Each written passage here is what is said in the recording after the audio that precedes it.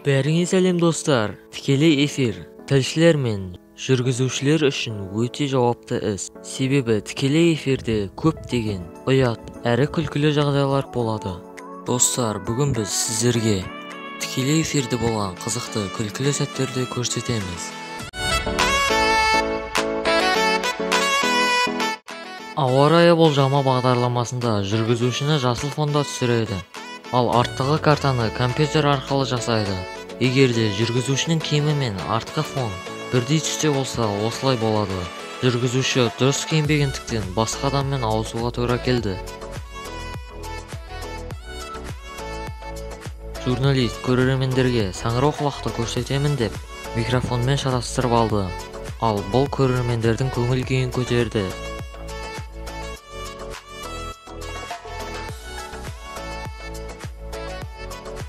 Бұл видеода көшеде өтіп бара жатқан адам тілшіге қар лақтырады, ал тілші оны қуып артына жүгіреді.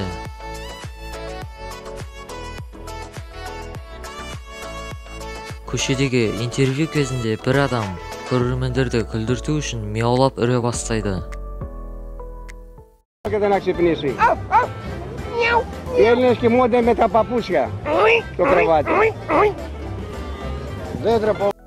Эфирде осындай жағдайлар да болады. Бұл жерде арттағы қыз эфирде өзін көрсеткісі келді.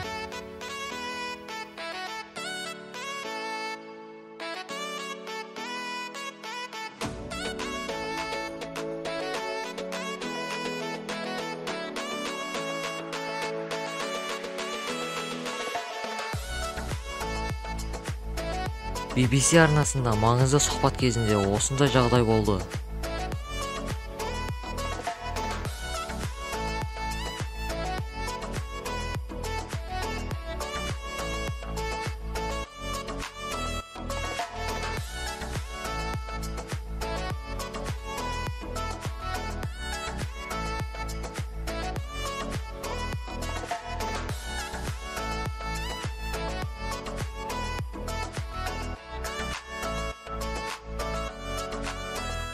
Ал бұл адамды эфир кезінде күлкі қатты қысты.